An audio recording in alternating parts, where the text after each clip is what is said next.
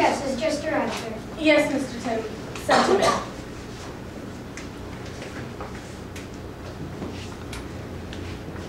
I came as soon as I got your note, Mr. Anderson. I hope it's nothing dire, sir. I just came from the recorder's office filing the papers for the Harmony case. Things should be wrapped up by next week. I hope that isn't the trouble. I believe we have everything in order. No, I believe you have everything in order. I just have a bit of a puzzle I'm going over. Do sit down and join me. Thank you, sir. I've heard of a very singular man who has situated himself in Dr. Jekyll's home. As my friend and client, I have reason to be concerned about his welfare. Can you confirm this man's presence for me? And what is his name, sir? I'll have it by hand. I was just at Dr. Jekyll's last week having lunch with Poole. A very peculiar fellow, a man by the name of Hyde, Edward Hyde. Oh, Hyde, sir. I've not seen him myself, but Poole is most distressed. He worries after his master for keeping such company. Poole believes he's the most dreadful person, with the most peculiar personality. Dreadful how? Well, according to Poole, he keeps the most particular hours and is always coming and going when the master's not about. He makes himself most comfortable with his odd looks. And he frightens the servants. Poole believes his connections are very low indeed, sir. Just as I suspected, just what I feared. Would you mind reading this document for me, just so I know my eyes don't deceive? It seems to provide that in the case of the decease of Henry Jekyll, M.D., D.C.L., LL.D., F.R.S., etc., he does have a lofty resume, does he not, sir? That all his possessions are to pass into the hands of his friend and benefactor, Edward Hyde.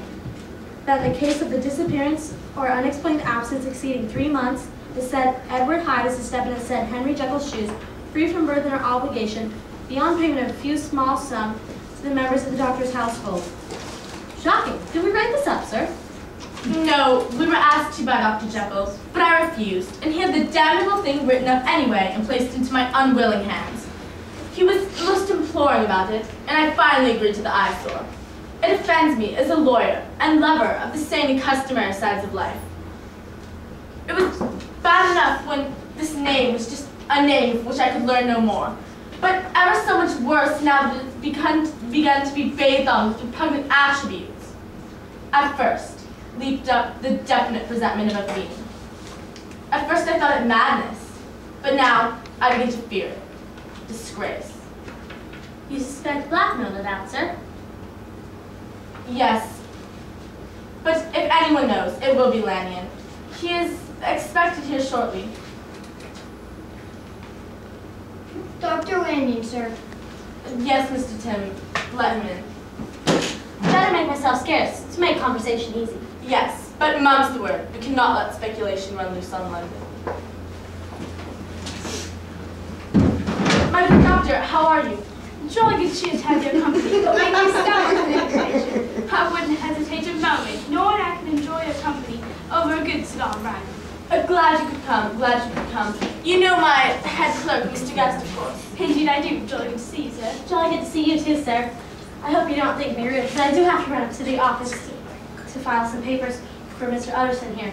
Besides, it'll give you two old college chums some time to catch up. Quite understand. Maybe no time. Good night, sir. And good night to you too, sir. I'll pour you some brandy, my good fellow. Excellent, yes, indeed. Glad to have something to warm myself with on a night like this. Here you are. You seem troubled, Utterson. Is there something on your mind? We've been friends far too long for me not to know something is amiss. You're not looking your usual health, if I may be so bold. Yes, there is something I wish to speak with you about. Please have a seat. I suppose, Lanyon, that you and I must be two of the oldest friends Henry Jekyll has. I wish the friends were younger, and what of that? I see little of them now. Indeed. I thought you two shared a bond of common interests. It's been more than 10 years now since Henry Jekyll had become too fanciful for me. He began to go wrong in the mind. And though, of course, I continue to take interest in him, for old time's sake, as they say, I see and have seen devilish little of the man. I was with him but a few weeks ago, and he spoke such scientific balderdash. His words were in strange Damien and Pythias.